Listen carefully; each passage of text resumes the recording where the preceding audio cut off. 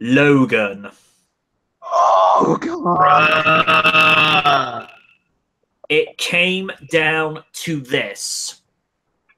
After 17 years of the adamantium-clad mutant, Hugh Jackman bowed out in a swan song that I doubt will be replicated for some time as his last outing as Wolverine. It's very humbling to see the once invincible feral-like superhero to be reduced to a man that's no longer at the top of his game, and that age has caught up with him despite the age-defying properties of his metal skeleton. What we see with Hugh Jackman is Logan at the end of his life with one last fight to give in order to save his biological daughter in X-23, played by Daphne Keane, whom I might add has a bright future in Hollywood, especially the performance she turns in with this movie. Raiden, go for it. When you hear Johnny Cash hurt on the trailer, you knew it was the last dance between Hugh Jackman and the character itself. And with this movie, yeah, it was a superhero movie, but it felt like more of a Western. It's like it was more like this is Logan's last shot to do something great before he goes out. And every performance definitely delivered. And the end, oh my God! After watching the Wolverine and having Yukio, that was her name, right? Yeah, Yukio. Okay, Yukio, just predicting his death and just seeing in the forefront, you know, you come full circle. Mm-hmm. So yeah, this was definitely one of my favorite superhero movies. Listening, check it out. You'll have fun, and I don't know, you'll probably shed a tear or two. So, great movie. Alrighty. Lydia?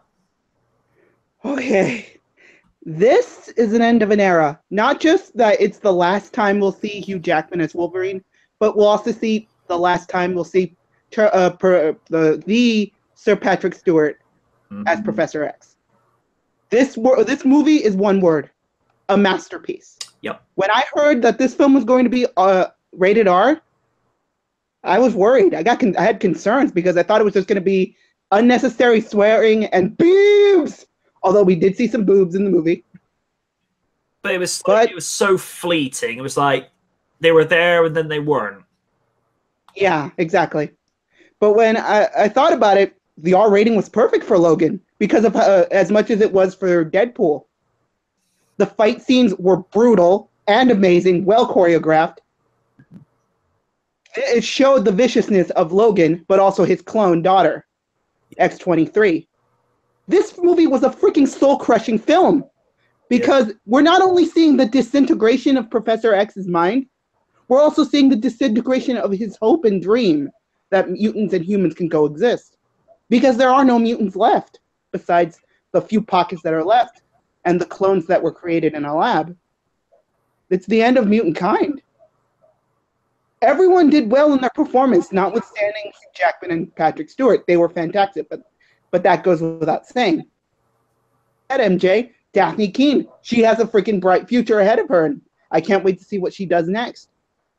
And this movie, actually, this is one of the few films that I openly wept at the end. I cried because Logan's death was hard to watch because we've seen him throughout the 17 years of him as this invincible superhero.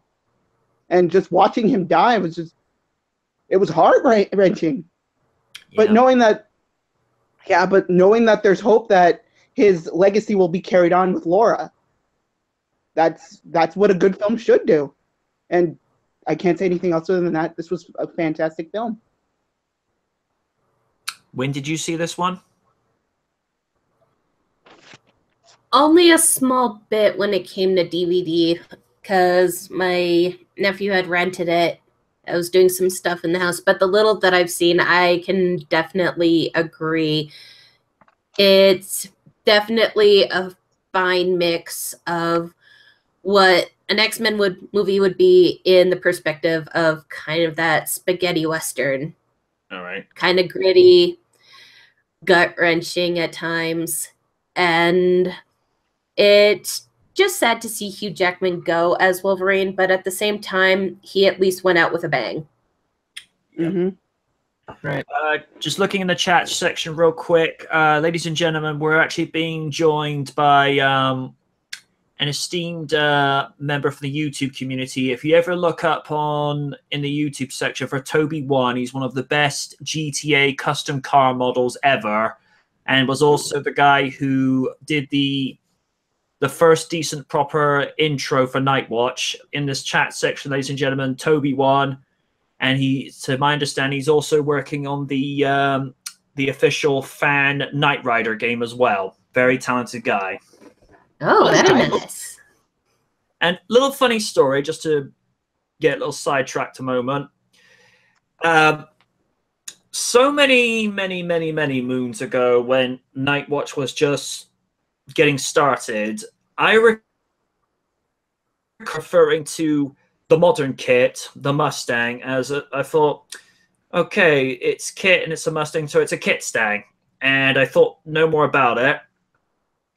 2 to 3 weeks later, I look in my news, my update section in the emails, and it says on the video, riding around in the Kit Stang, which Toby One produced, and I'm like, what did I do?